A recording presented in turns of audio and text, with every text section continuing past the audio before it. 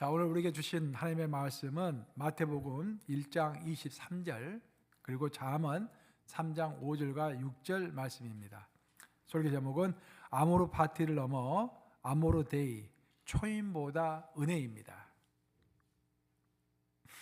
보라, 처녀가 잉태하여 아들을 낳을 것이요 그의 이름은 임마누엘이라 하리라 하셨으니 이를 번역한즉 하나님이 우리와 함께 계시다 함이라. 자, 잠언 말씀 합독합니다. 시작. 너는 마음을 다하여 여호와를 신뢰하고 내 명철을 의지하지 말라. 너는 범사에 그를 인정하라. 그리하면 내 길을 지도하시리라.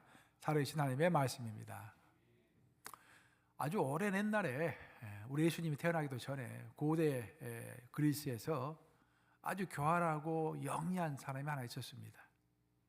이 사람이 너무 교활해서 신들을 조롱하고 신들의 일들을 자꾸 방해를 했어요.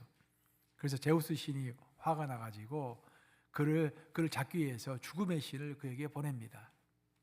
죽음의 신이 그를 잡으려고 수갑을 쫙 가져왔는데 그 사람은 꾀를 냅니다. 죽음의 신에게 이야기를 합니다. 내가 그 수갑을 차는 방법을 모르니까 당신이 한번 좀 어떻게 하는지 가르쳐 주시오. 죽음의 신은 그 사람에게 수갑을 차는 방법을 가르쳐 주려고 자신의 손에다 수갑을 채웠습니다. 그 순간에 그 교활한 인간은 그 죽음의 신을 꽉 잡고서 생포한 다음에 감옥에 집어넣어 버렸습니다. 이로써 죽음의 신이 갇혀있는 동안에는 이 세상에는 아무도 죽지 않았다고 합니다. 자연의 질서가 무너져 버린 것이죠. 심지어 전쟁을 해도 화살을 맞고 칼을 맞아도 사람이 죽지를 않습니다. 이것을 본 전쟁의 신이 화가 났습니다. 누가 이것을 이렇게 해놨느냐. 그리고 그 사람을 잡기 위하여 직접 쫓아갔습니다. 그리고 그 사람을 기어이 잡아서 저승으로 올려보냈습니다. 하여튼 이 사람은 저승에 가서도 정신을 바짝 차리고 저승사자들을 다 속인 다음에 다시 땅으로 내려왔습니다. 그리고 행복하게 살았습니다. 이것을 본 신들이 너무 화가 나가지고 다 함께 모여가지고 회의를 했습니다. 이렇게 교활하고 이렇게 조롱하는, 신들을 조롱하는 이 인간을 어떻게 벌을 할까? 보통 벌이 아니라 진짜 세상에서 최고로 힘든 벌을 주자라고 해서 만들어낸 벌이 있었습니다. 신들은 그 인간을 잡아가지고 큰 동그란 바위를 주었습니다. 이 바위를 산 위로 굴러 올리라고 했습니다. 그래서 이 온 근육에 힘을 줘서 안간힘을 쓰고 그 큰 돌을 간신히 굴려가지고 산 꼭대기에 올렸는데 그 산 꼭대기는 평범한 곳이 없어가지고 올라가자마자 그 돌은 다시 굴러가지고 밑으로 내려오는 것입니다. 그러면 그 인간은 다시 밑에 내려가서 그 돌을 다시 굴려 올려야 하는 것입니다. 그것을 끊임없이 영원히 무한대로 그 무의미한 일을 반복해야 했던 것입니다. 이것이 신이 생각해낸 인간에게 줄 수 있는 가장 큰 형벌이었던 것입니다. 그 교활한 인간이 바로 시지프라는 사람이고 그 이야기가 바로 그 유명한 시지프의 신화입니다. 지난 100여 년 동안 이 온 인류는 이 시지프의 신화를 가지고 철학적인, 신학적인, 또 문학적인, 사상적인 논쟁을 끊임없이 해왔습니다. 시지프는 우리 인간을 상징하는 것이죠. 그리고 그 굴러 올리는 그 동그란 그 무거운 바위는 우리 인간의 소망을 상징하는 것입니다. 우리 인간의 어떤 뜻을 품고 소망을 품고 꿈을 안고 살아가는 거 아니겠습니까? 여러분들 왜 미국에서 살아가세요? 청혼의 꿈을 품고 한국에서 미국까지 온 거 아니겠습니까? 그 꿈을 품고 큰 바위 덩어리 갖고 온 거예요. 그걸 굴러 올린 것입니다. 이제까지 열심히 희망의 돌을 굴러 올립니다. 그런데 언제부턴가 그 희망이 흘러내리는 바위가 되어서 내 삶을 힘들게 하는 것입니다. 어렵게 자식을 낳아서 자식이라는 희망의 돌을 우리가 열심히 굴려 올립니다. 그런데 그 자식이 크면서 삶의 애물단지가 되어서 흘러내리는 돌이 되는 것입니다. 어떤 사람은 사업이 잘 되기를 정말로 소원하면서 아침 일찍 새벽부터 나가서 밤늦게까지 또 밤에는 또 자식들까지 내세워가지고 온 가족이 24시간 어라운드 클락이라고 그러죠. 24시간 영업을 하면서 원대한 목표를 세우고 열심히 일을 합니다. 그래서 많은 돈을 벌게 되었어요.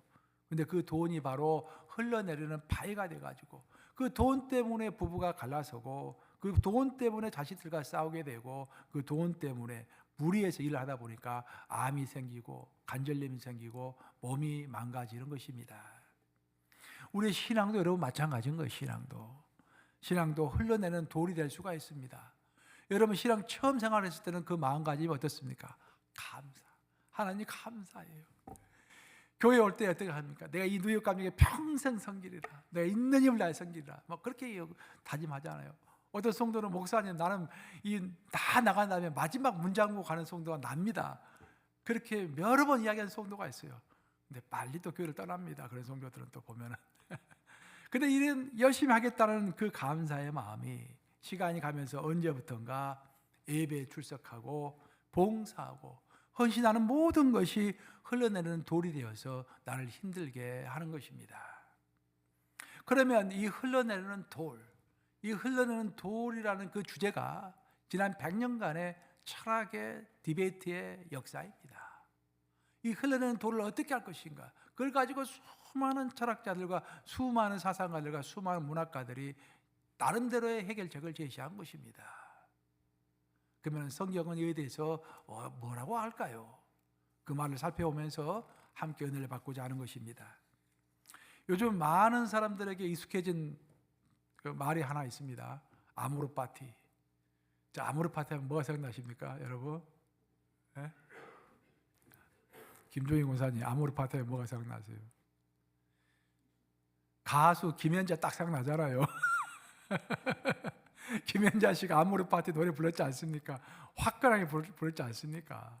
그 아모르 파티가 이 나이 드신 분들만 좋아하는 게 아니라 젊은 사람들 그렇게 열광하고 좋아해요.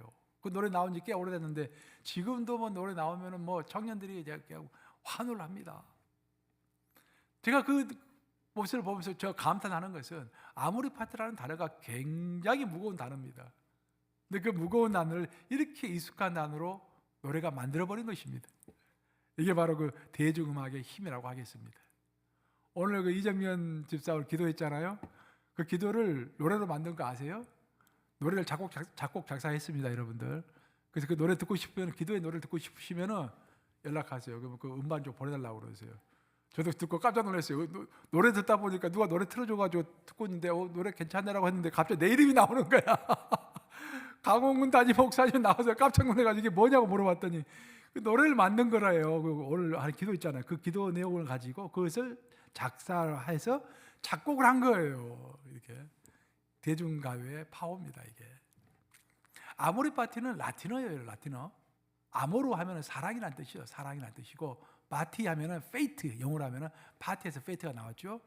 운명이라는 뜻입니다. 그러니까 아모르 파티 하면 내 운명을 사랑하라.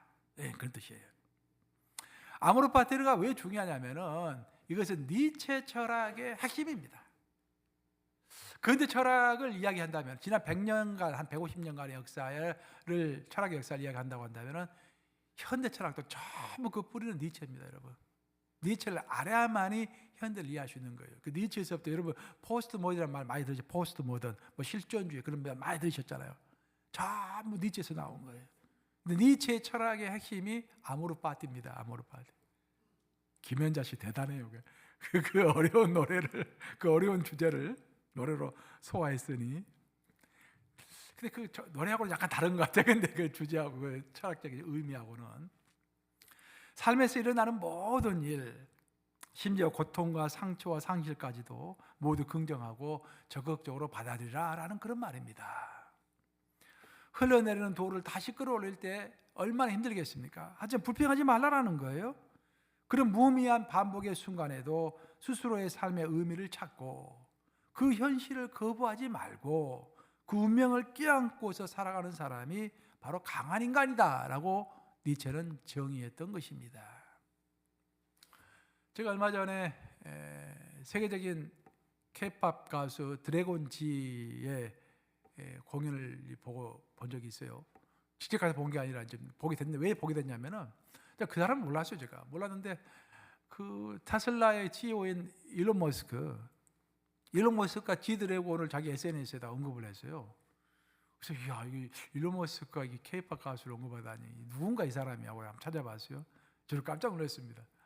보니까 케이팝의 황제더라고요. 보니까 나이가 한 30대 중반이나 돼서 나이가 좀 많이 먹었죠. 가수치고는 케이팝 가수들이 전부 다 20대 아닙니까? 20대 초반만 중반 그러는데 30대 중반이니까 나이가 좀 먹었죠.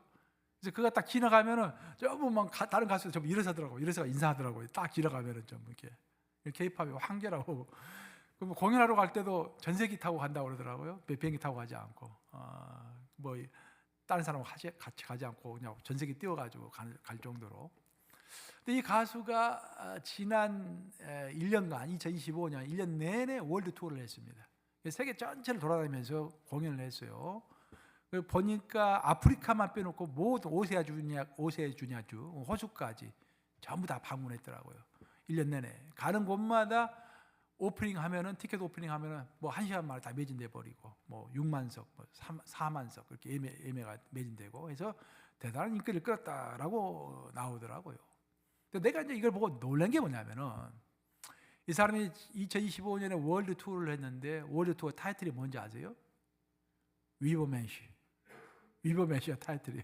날 그걸 보고 너무 깜짝 놀랐습니다. 왜냐면은 위버맨시야말로 니체 철학의 또 다른 핵심입니다. 니체 철학을 한마디 요약하라 하면 위버맨시예요.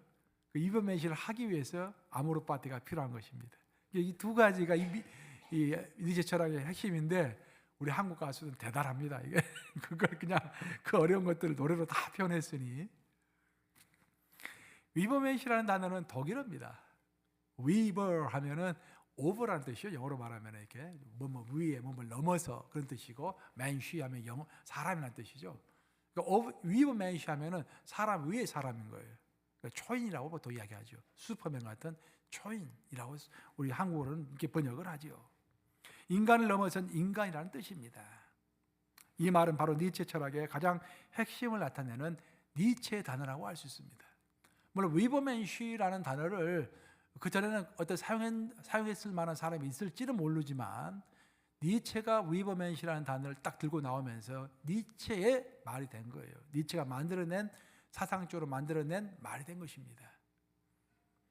니체는 아모르 파티, 즉 자신의 운명을 사랑하고 자신을 끊임없이 극복하고 넘어서면서 하나님을 의지하지 말라라는 거예요. 절대자를 기대하지 말라라는 것입니다. 오직 자기 자신만 의지하라는 것입니다. 그 자기 스스로 삶의 기준을 세우고 다른 사람 눈치 보지 말고 자기 스스로 내 가치를 세워서 앞으로 전진해가는 인간이야말로 초인이고 그 초인이야말로 모든 인간이 모델로 삼아야 할 인간의 자상이다라고 표현하고 있는 것입니다.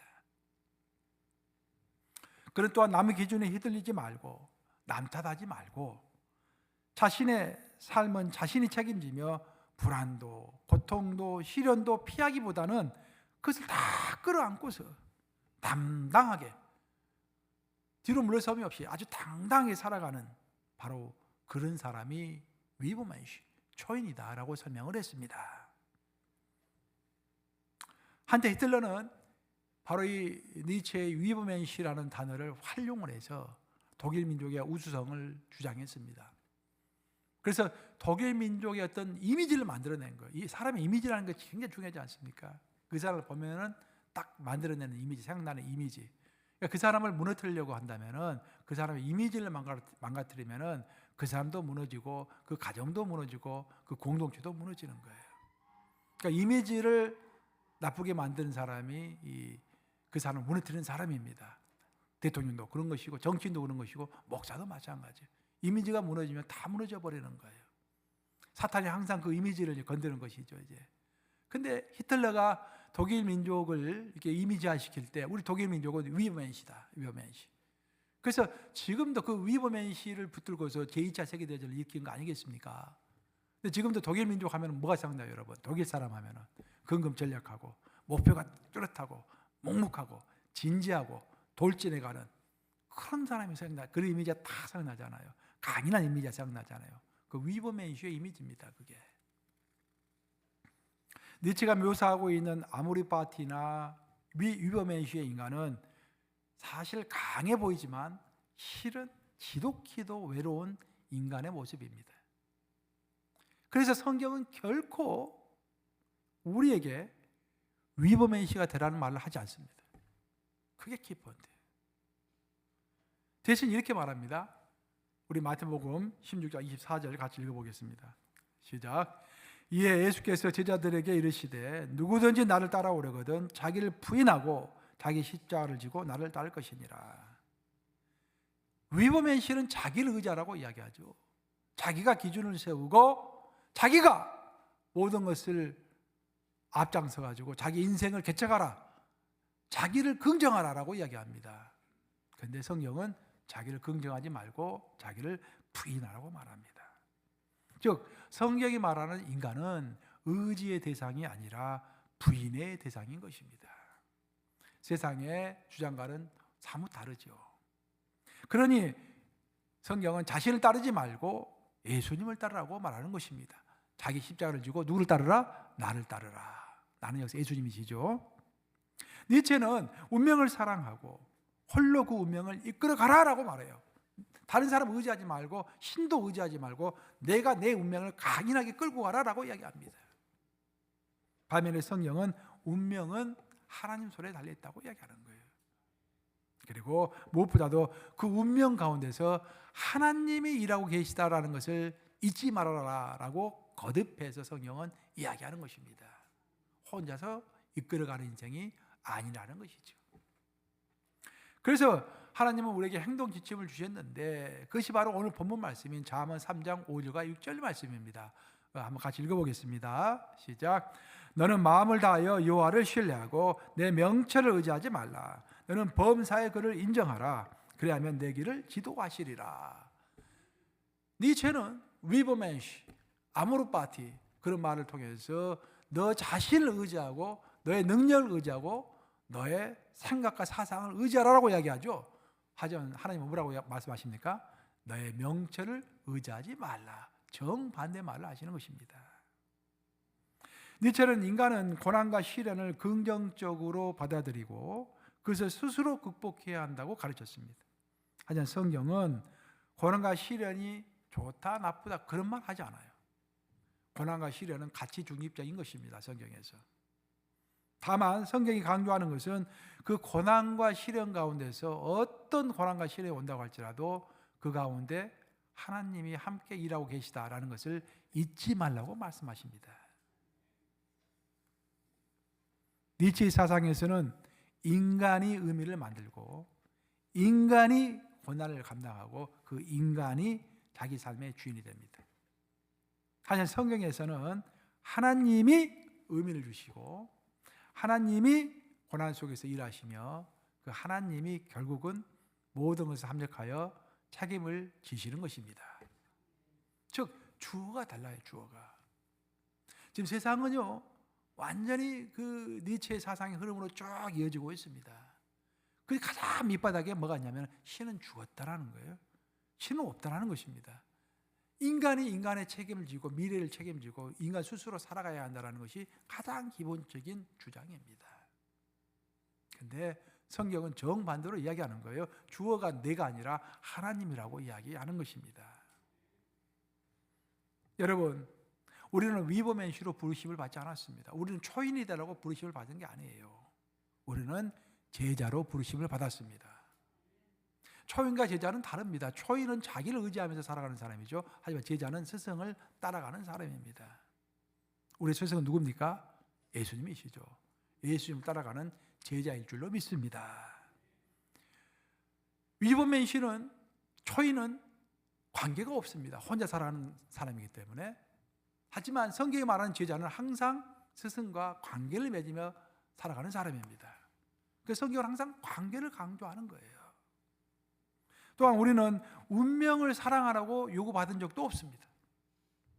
대신에 그 운명의 주인 되시는 하나님을 신뢰하고 사랑하라고 초청을 받았을 뿐입니다. 이처럼 우리의 삶은 처음부터 끝까지 철저하게 하나님이 주어인 것입니다. 여러분 인생의 주가 누구라고요? 하나님. 그래서 우리가 무슨 대화를 할 때 나 하면 문제가 있는 거예요. 무식 가운데 나 이야기하는 사람은 문제가 있는 거예요. 무식 중이라도 하나님 하는 게 정상적인 믿음의 행보인 것입니다. 바로 그것이 복음입니다. 위버맨시라고 하는 헛된 기백을 버리고 예수님이 내 인생의 주인이 되고 예수님이 내 인생의 구세주가 되는 것, 그것이 복음의 핵심이죠. 니체는 인간에게 강해지라고 말하고 있지만 성경은 인간에게 하나님께로 돌아오라고 이야기하고 있습니다. 그것이 복음인 것입니다.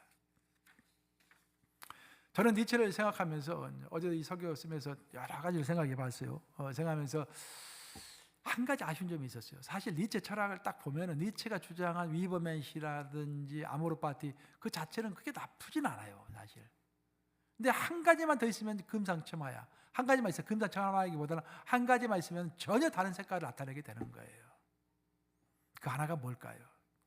니체가 이야기하고 있는 너 자신을 의지해서 운명을 불평하지 말고 그 어떤 어려운 상황 가운데서도 운명을 긍정하고 열심히 살아라. 그건 나쁜 말 아닌 것 같잖아요, 딱 들어보면은. 근데 한 가지가 딱 빠져 있는 거 거기에. 뭐가 빠져 있냐면은 in Christ, 주님 안에서라는 말이 빠져 있는 거예요.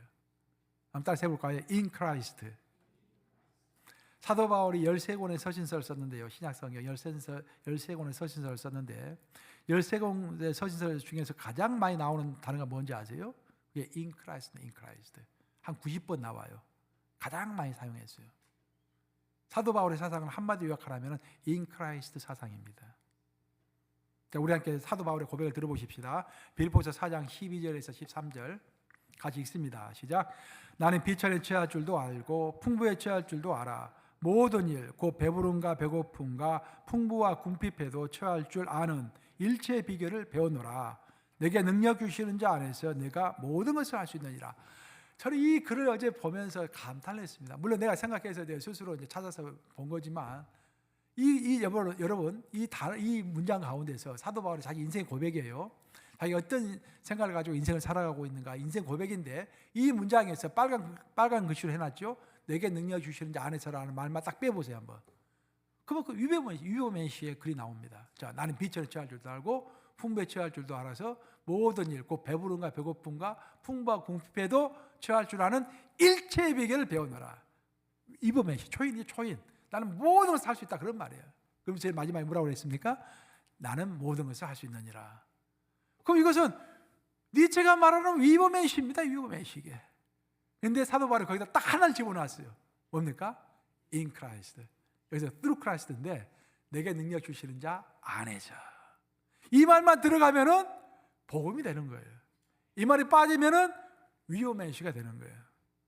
여러분도 마찬가지예요. 여러분도 얼마나 신앙생활하면서 열심을 냅니까? 뭐 열심히 안 하는 사람도 있겠지만 대부분 성도들 열심히 하잖아요. 열심히 새벽기도 나오고 열심히 예배 참여하고 열심히 찬양하고 뭐 열심히 하잖아요. 근데 거기에서 in Christ가 빠져버리면은 위버맨시. 세상이 말하는 위버맨시가 되는 거예요. 근데 여러분들이 작은 일을 한다고 할지라도 조그만 봉사를 하고 조그만 일을 한다고 할지라도 그 안에 in Christ가 들어가면, 그리스도 안에서라는 말이 들어가면은 그것은 복음이 되는 거예요. 여러분, 우리들은 기백 있게 살아야 돼요.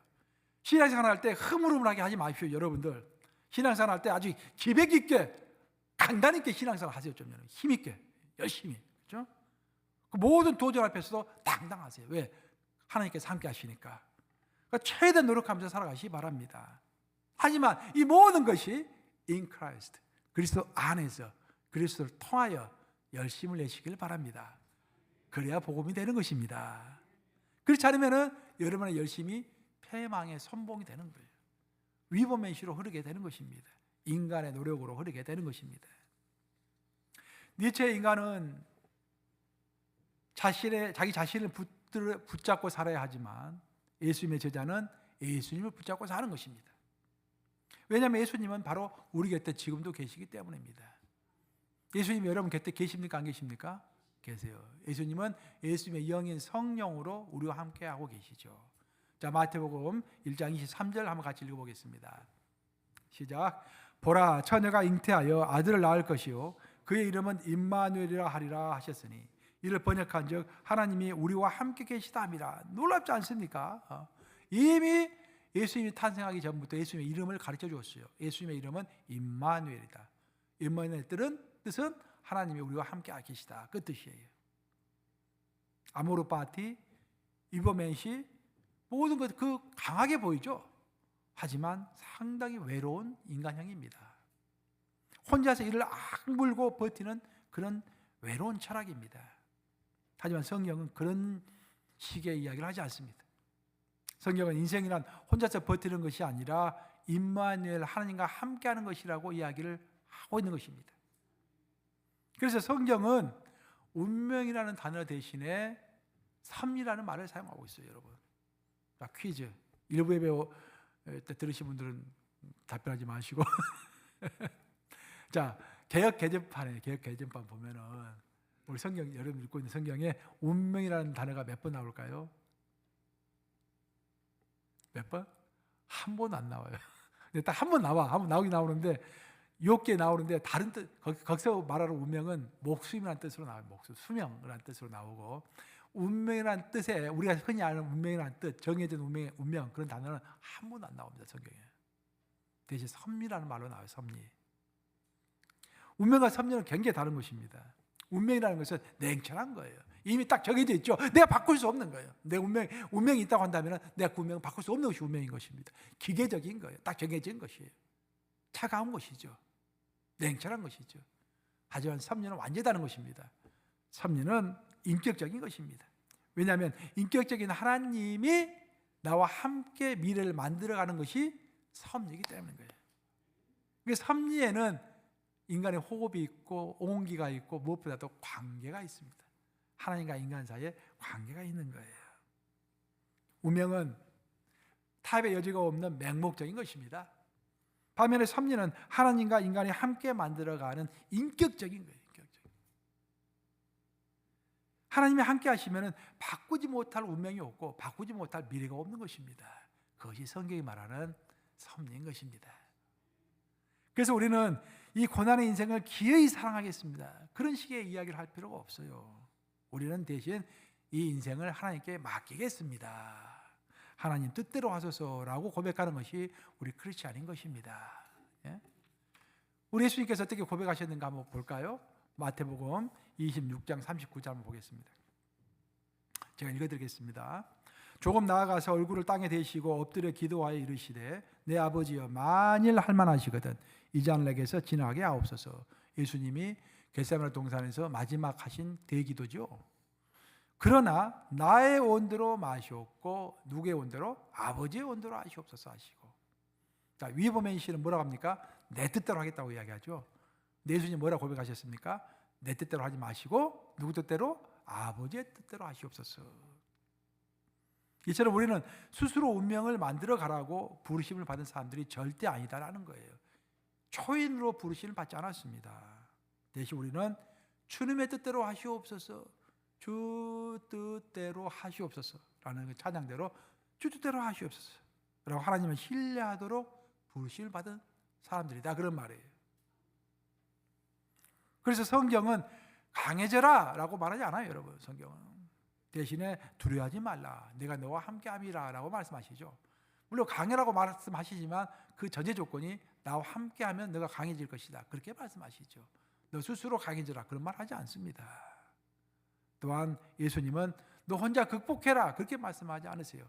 수고하고 무거운 짐진 자들아 다 내게로 오라라고 말씀하십니다. 이로써 우리가 알 수 있는 것은 신앙은 초인이 되는 훈련이 아니다라는 것입니다.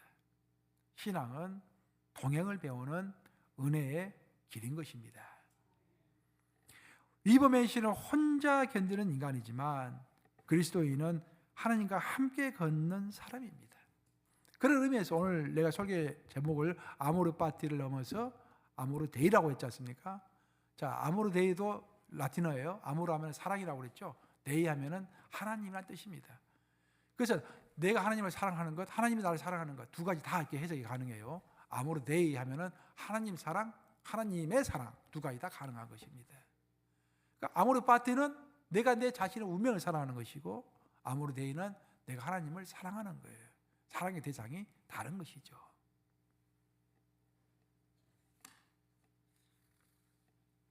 최근에는 이제 이스라엘의 그 역사학자인 유발 하라리가 아주 큰 센세이션을 일으키고 있죠. 유발 하라리가 호모데우스라는 책을 썼어요. 호모데우스도 라틴어인데 호모 하면 인간이라는 뜻이죠. 데우스 하면 신이라는 뜻입니다. 그러니까 신이 된 인간이라는 뜻이에요. 아주 센세이션을 일으키고 있었습니다. 전 세계 사상계를 막 흔들고 있어요. 그 뿌리가 니체로부터 시작되는 거예요. 그것도 보면은 니체의 위브맨시, 아모르파티, 그리고 호모데우스까지 딱 나오는 겁니다. 자, 아모르파티 운명을 사랑하라는 것이고, 위브맨시 자기 혼자 자기 길을 개척하라는 거예요.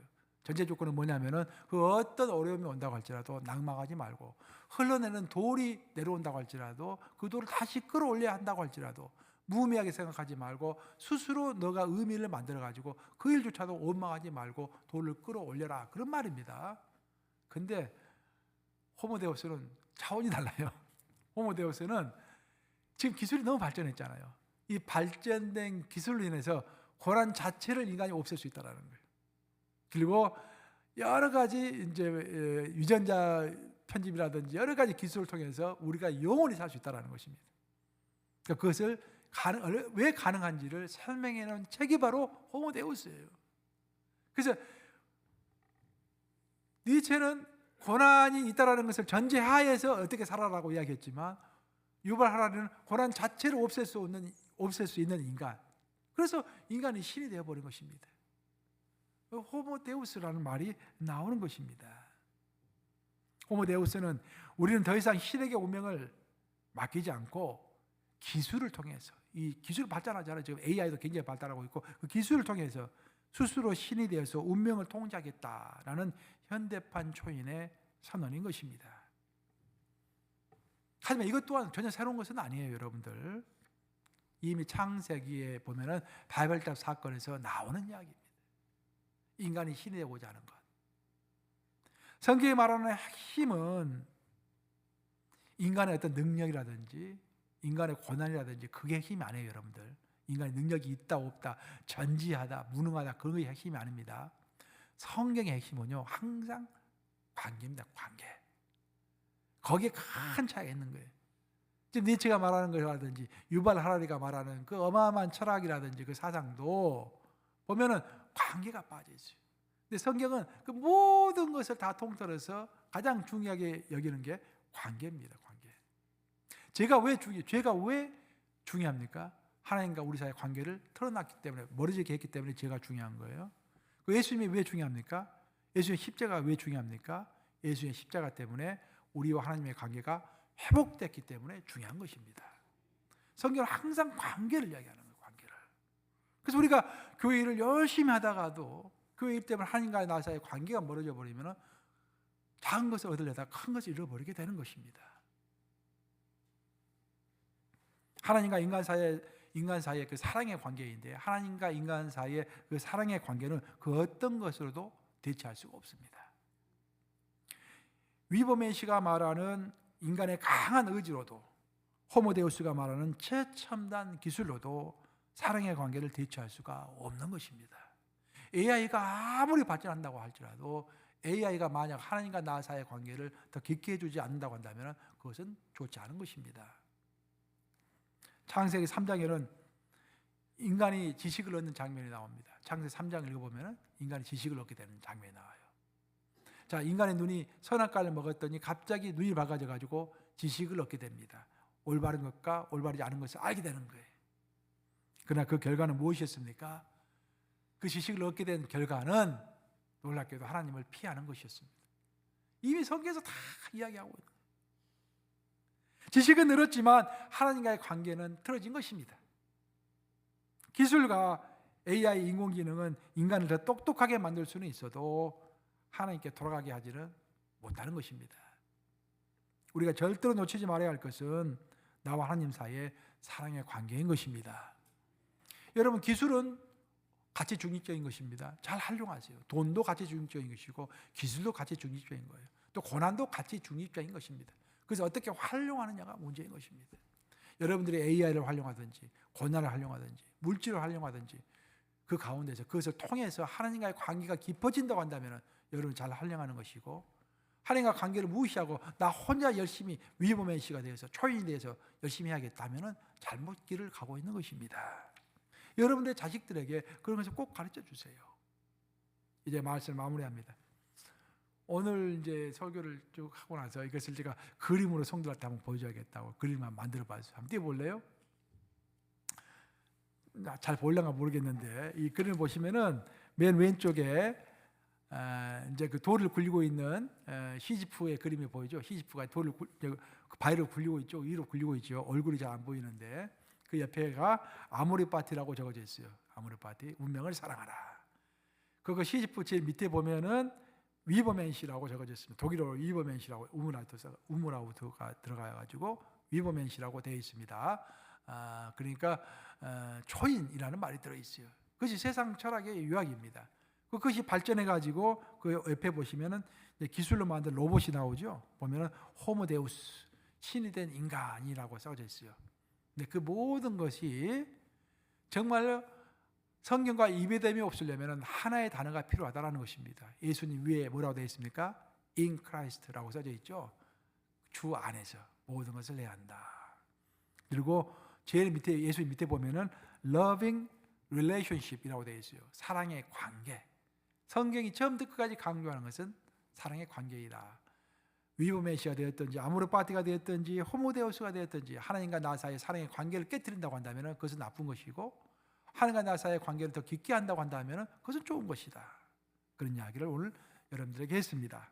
자, 여러분 이번 한 주 운명을 사랑하려고 애쓰는 삶이 아니라 이미 나를 사랑하신 하나님을 신뢰하시면서 in Christ, 주님 안에서라는 단어를 가장 깊이 새기시는 그런 한 주가 되시기를 우리 주님의 이름으로 축원합니다.